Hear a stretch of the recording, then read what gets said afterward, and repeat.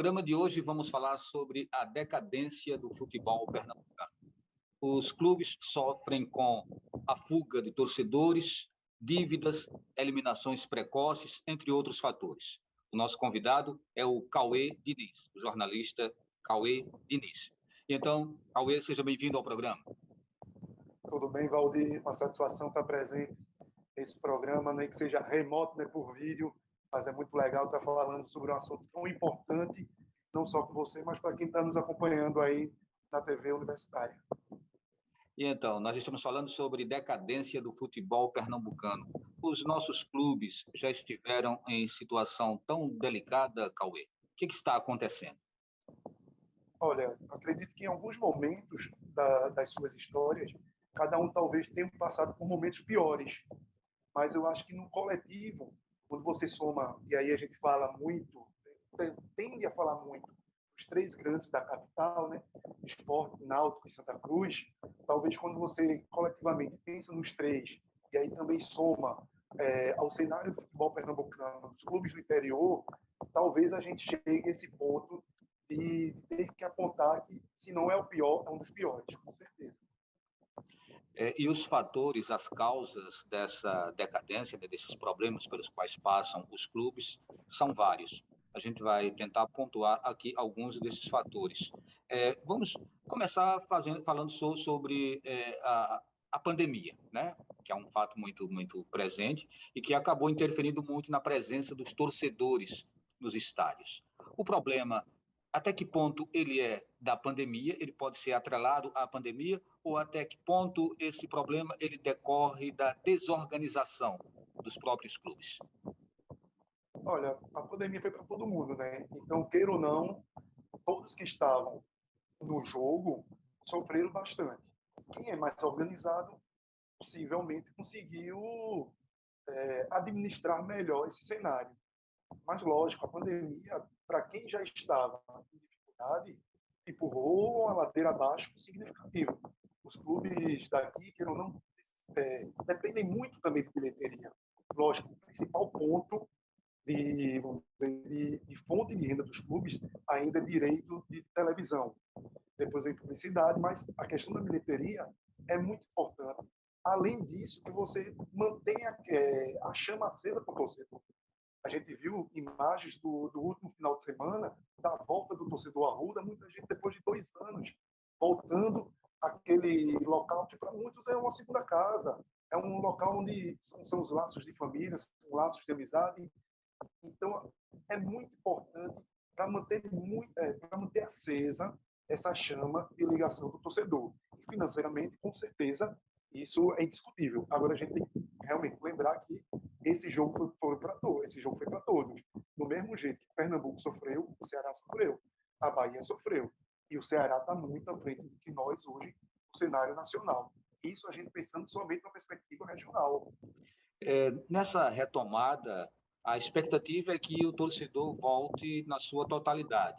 Mas há uma grande incógnita. Ninguém sabe até que ponto isso será possível. E, novamente, volta essa reflexão sobre fatores.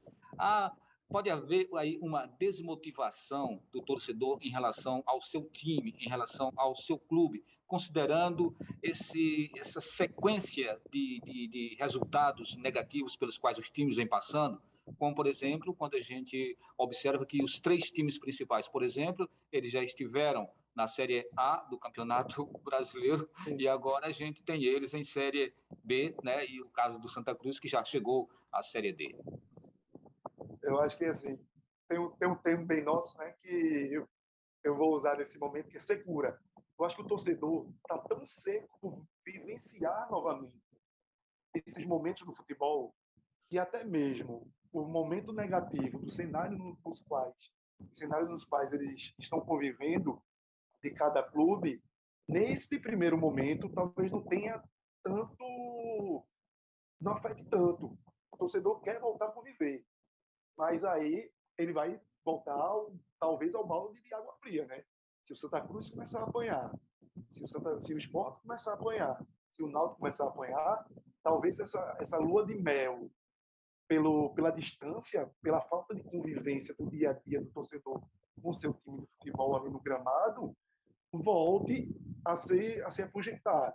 E esses laços novamente criar um efeito de dissonância de que o torcedor volta a não acreditar no futebol praticado pelo seu time e não acreditar mais no seu clube. Mas eu acredito que nesse primeiro momento o torcedor está muito abraçando, muito pela saudade que estava de acompanhar seu clube de coração. Não tem coisa mais difícil para o torcedor do que ver o seu time sendo rebaixado. E nós temos presenciado uma sucessão de rebaixamentos, às vezes no efeito dominó, né? Sobe, desce. E isso tem causado realmente muita insegurança. Por quê? Os times de Pernambuco estão sendo tão inconstantes. E isso, eu vou logo até num efeito muito prático disso, que é muito prático do pernambucano, que é o quanto a gente vem decaindo no ranking da CBF e o quanto isso é prejudicial. Porque Pernambuco, até 2019, no ranking 2019 mesmo, Pernambuco era o sétimo colocado no país, a federação. Ou seja, o estado de Pernambuco, somatório dos pontos que os clubes pernambucanos vinham somando numa tabela que a CBF determina de pontuação, Pernambuco era o sétimo. Estava atrás de São Paulo, Rio de Janeiro, Rio Grande do Sul, Minas, Santa Catarina, Paraná. E Pernambuco era o sétimo. De 2 anos para cá, desandou de vez. Pernambuco hoje foi passado pelo Ceará, foi passado pela Bahia, foi passado por Goiás.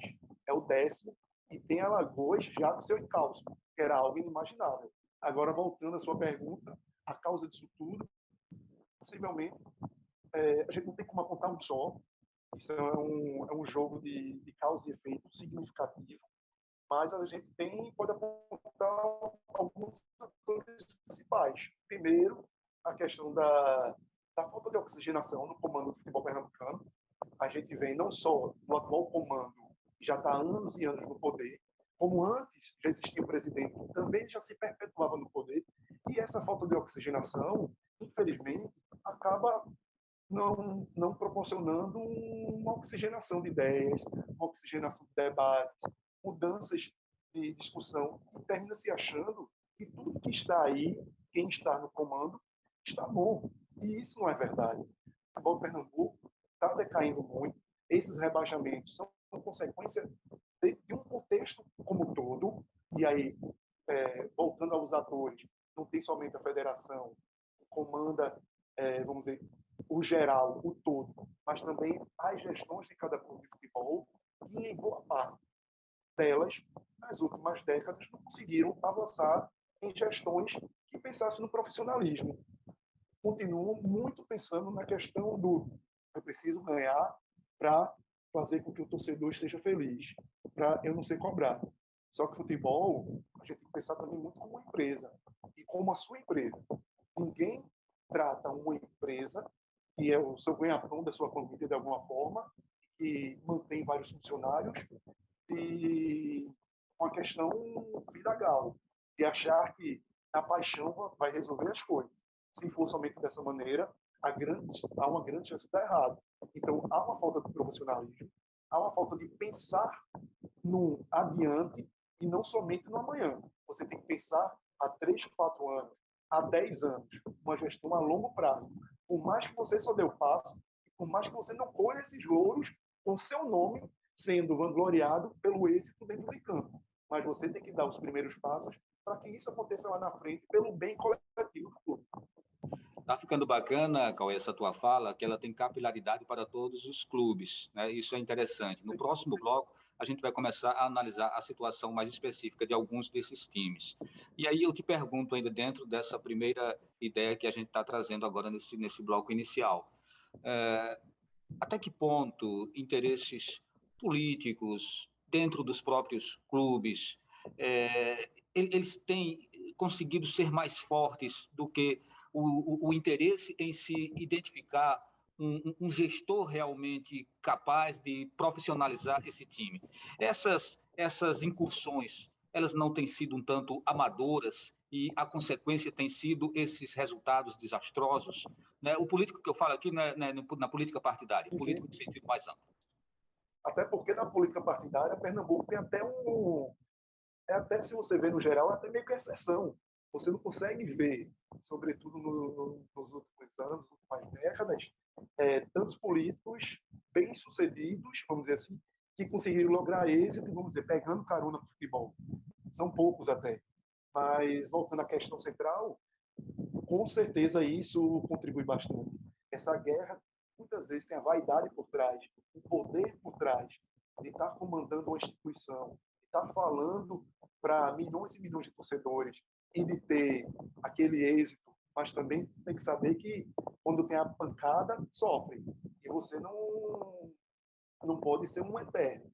Então, os presidentes de clubes sofrem muito, por muitas vezes precisar se adequar a questões políticas como um todo, as questões políticas e aí de cada clube que existe, independentemente de A, B ou C, e a gente convive com isso talvez desde da fundação desses clubes. Mas, infelizmente, nos últimos anos, isso vem fazendo com que haja um efeito âncora e puxar mesmo para baixo esses clubes. E que se não houver cada vez mais uma união e o profissionalismo, e aí a gente volta à questão do profissionalismo, e muito se fala até hoje da SAF, e talvez esse profissionalismo que se pede, talvez seja até para fugir um pouco dessa questão, dessa política degladiadora que só quem perde é o clube. Não defendendo aqui a SAF, que eu também tenho muitos pontos assim, divergentes em relação a isso. Mas eu acho que a questão central é gestão, profissionalismo.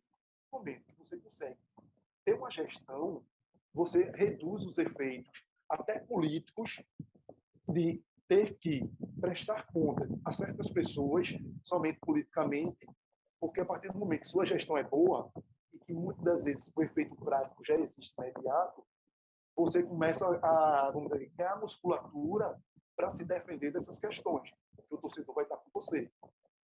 Quais os prós e contras da SAF, né, da Sociedade Anônima do Futebol?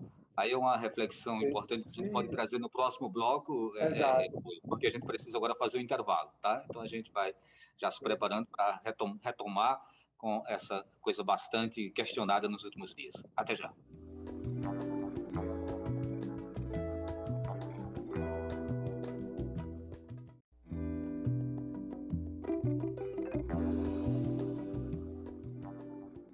Estamos de volta com o programa Opinião Pernambuco, falando sobre a decadência do futebol pernambucano.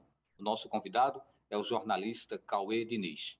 No bloco anterior, nós começamos a falar sobre a SAF. E aí, Cauê, está contigo a palavra, né? Quais os prós e contras desse modelo? Isso é um modelo de gestão eficiente, eficaz, necessário? Ele consegue fazer com que prevaleça a essência do futebol, que é o entretenimento, que é o prazer, que é essa motivação, né, que tanto se cria na torcida e nos próprios jogadores. É possível se manter isso com esse modelo de SAF? Valdir, esse é um tema, eu acho que é extremamente complexo e que talvez no Brasil a gente vai ter que aprender muito no dia a dia. A gente vê muito os exemplos e se vende muitos exemplos bem-sucedidos da Europa, sobretudo dos clubes ingleses. Mas também tem muitos exemplos mal-sucedidos, clubes que caíram para a segunda divisão de algumas ligas, mesmo se tornando empresas, lá tem outro nome, não é SAF, aqui a gente usa SAF, mas clubes que foram comprados por investidores. E mesmo assim caíram em degraus nos quais eles estavam. Então, esse é um tema muito complexo, sobretudo no Brasil, onde há uma paixão muito umbilical do torcedor com o clube, o torcedor se acha muito dono do clube, e a questão política que a gente falou no bloco anterior é muito forte.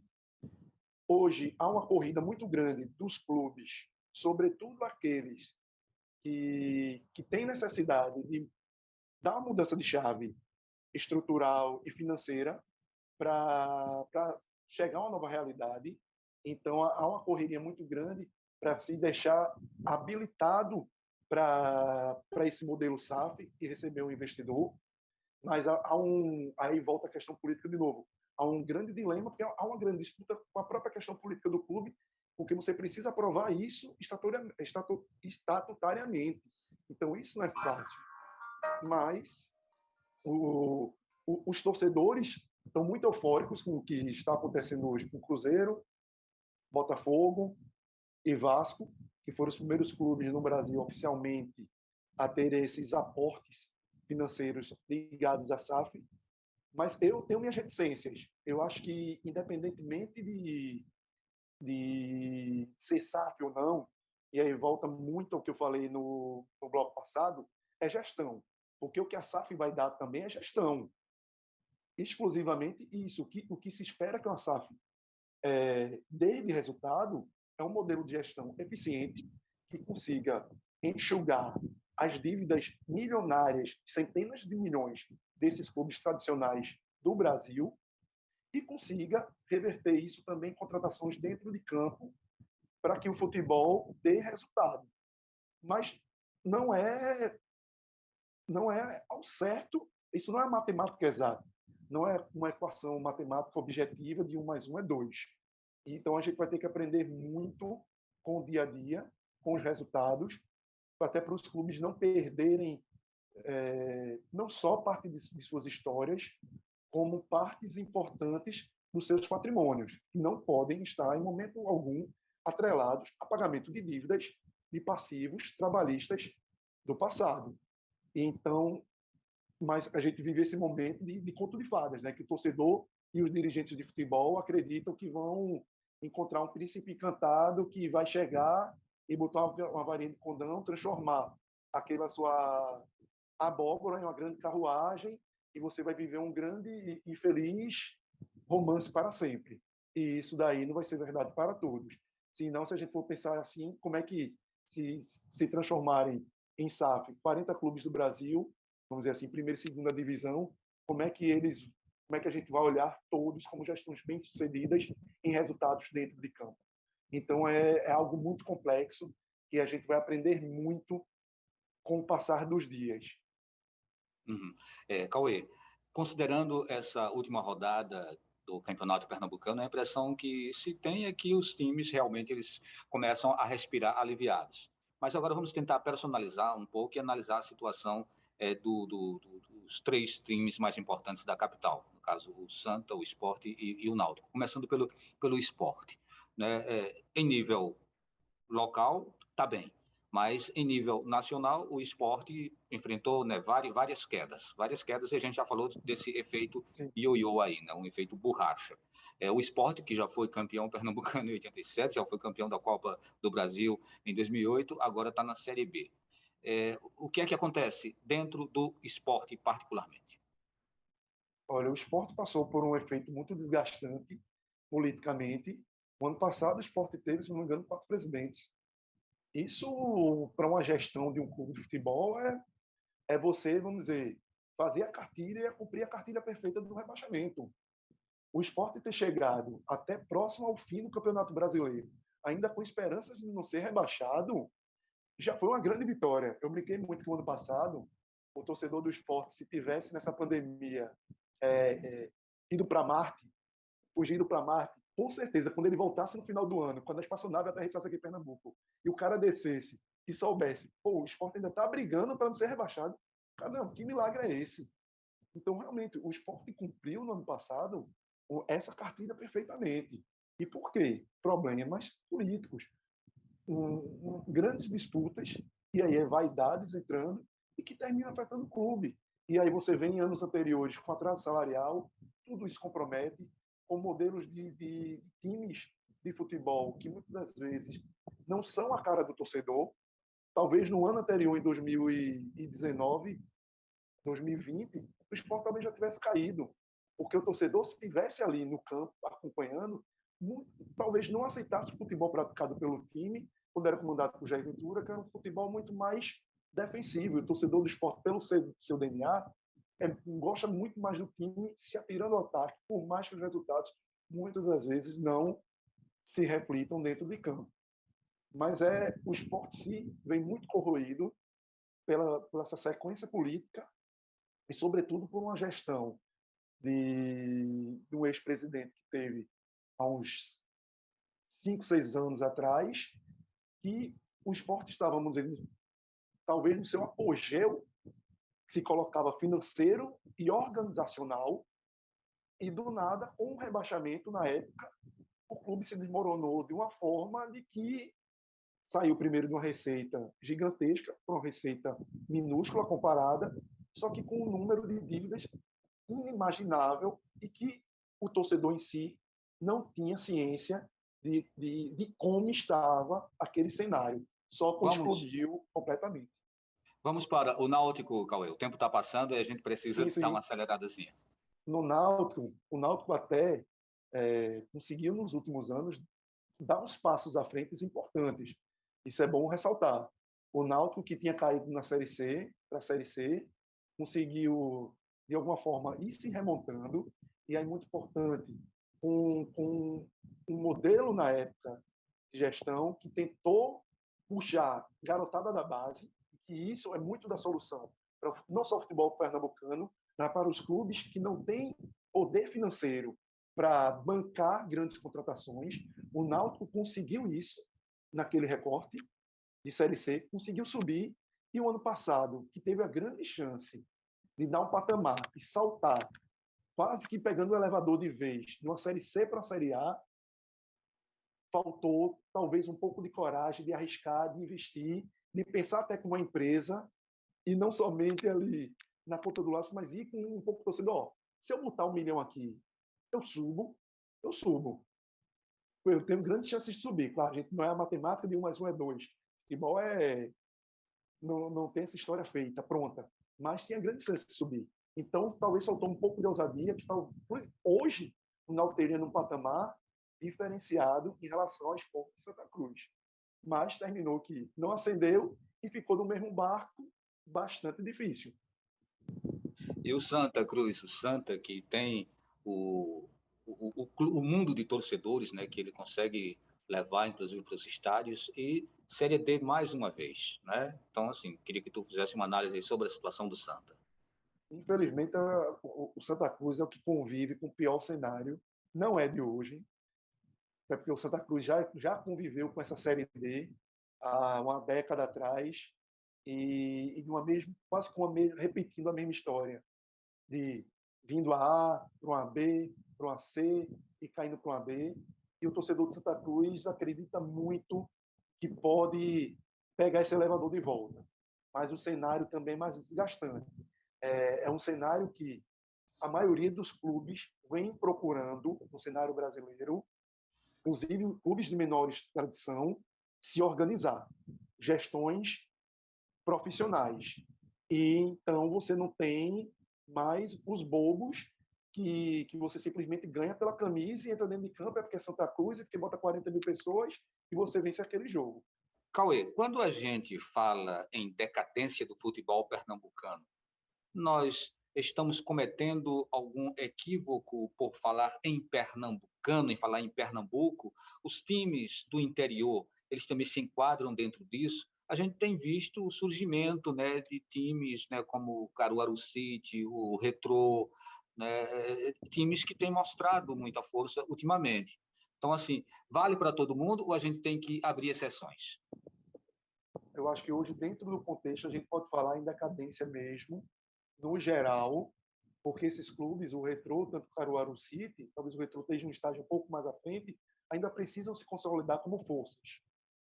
Precisam ter uma formação de vários atletas que sirvam depois a clubes maiores, algo que o Porto lá atrás de Caruaru já fez, que o Central já fez e que o Salgueiro já fez. Então a gente tem uma história de uma década atrás, talvez 2, que nos leva a ver resultados muito melhores desses clubes. Salgueiro chegando numa segunda divisão, o Central disputando uma segunda divisão por algumas temporadas, um Porto chegando próximo disso, e hoje a gente não tem isso. Hoje a gente tem um Retrô tentando um trabalho a longo prazo, médio a longo prazo, de chegar um patamar maior no futebol, e o Caruaru City também começando agora, planejando também algo maior. Mas eu acredito que essa decadência é geral, até porque quando a gente enxerga nossos nordestinos, co-irmãos nordestinos, a gente vê, sobretudo, o Ceará bem à frente, Bahia talvez um pouco atrás e Alagoas colado na gente. Ok, Cauê, a gente agradece a tua participação no programa Opinião Pernambuco. e a gente se encontra em um próximo momento. Uma satisfação participar do Opinião Pernambuco. Desculpe um pouco pela voz, um rouco, acordei um pouco rouco hoje, mas é sempre uma satisfação poder falar de um assunto tão importante para nós pernambucanos. O prazer foi nosso. Grande abraço.